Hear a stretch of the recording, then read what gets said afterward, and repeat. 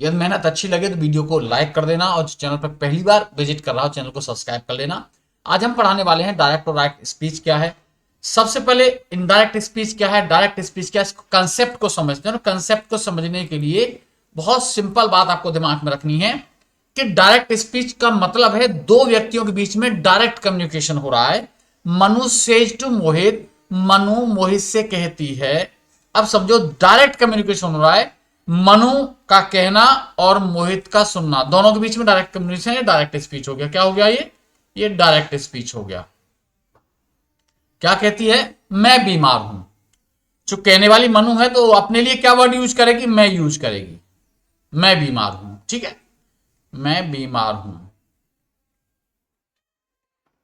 अब इसी कथन को कोई थर्ड पर्सन कहेगा, मनु टेल्स मोहित, मनु मोहित से कहती है दैट कि वह बीमार है, वह बीमार है। अब वह शब्द क्या क्यों आया है, क्योंकि अब कहने वाली मनु नहीं है। मनु न कह के इस बात को कोई दूसरा व्यक्ति कह रहा है और दूसरे व्यक्ति के लिए मनु क्या हो गया, मनुष्य हो गया, मनु वह हो गया। ये इनडायरेक्ट स्पीच हो गया। अब इसमें एक प्रॉब्लम आती है रिपोर्टिंग स्पीच और रिपोर्टेड स्पीच वाली, तो उसको समझ लेते हैं। रिपोर्टिंग स्पीच क्या है, इन्वर्टेड कॉमास के बाहर वाला जो पार्ट होता है वो रिपोर्टिंग स्पीच होता है, यानी प्रिंसिपल क्लॉज होता है। इन्वर्टेड कॉमास के अंदर वाला जो पार्ट है वो रिपोर्टेड स्पीच होता है। I am going to Agra, ये रिपोर्टेड स्पीच है। और अपेक्षा सेज टू मी, ये रिपोर्टिंग स्पीच है।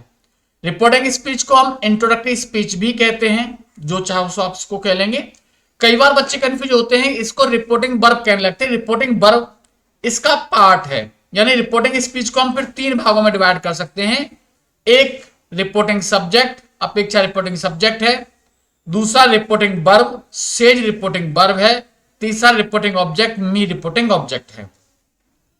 जब हम इनडायरेक्ट बनाते हैं तो कुछ छोटी छोटी चीजों हमें ध्यान रखनी होती है। पहले जैसे से या से टू का ऑब्जेक्ट आएगा उसे हम टेल में बदल देंगे, और टेल की सेकंड में हम टोल्ड होती है, से की सेकंड में सेड होती है। वैसे सेड या सेड टू के बाद ऑब्जेक्ट आएगा उसे हम टोल्ड में बदल देते हैं। और अगर सबऑर्डिनेट क्लॉज यानी रिपोर्टेड स्पीच, इन्वर्टेड कॉमास के अंदर वाला पार्ट असर्टिव है, तो सभी असर्टिव सेंटेंस को हम असर्टिव अगर क्लॉज है तो उसको जोड़ेंगे तो ध्यान रखना कनेक्टर जो लगेगा वो दैट ही लगेगा। एग्जांपल देख लेते हैं। अपेक्षा से टू को टेल कर दिया, टेल्स मी, से में एस था तो टेल में एस हो गया। इन्वर्टेड कॉमाज हमने हटा दिए और यहां पे हमने क्या जोड़ दिया, दैट जोड़ दिया, क्योंकि हमारा ये वाला क्लॉज असर्टिव है। आई को चेंज अपेक्षा से करेंगे तो अपेक्षा इक्वल टू सी, तो सी हो जाएगा। पर्सन चेंजिंग और टेंस चेंजिंग की आपको अलग से क्लास कराने वाला हूं। सी एज, आई के साथ एम आया तो सी के साथ एज आ जाएगा। टेंस चेंज नहीं होगा क्योंकि ये प्रेजेंट में है, गोइंग टू आगरा। उम्मीद करता हूं क्लास पसंद आई होगी। आगे पर्सन चेंजिंग टेंस चेंजिंग की अलग से क्लासें लेकर के आऊंगा। Thanks for watching.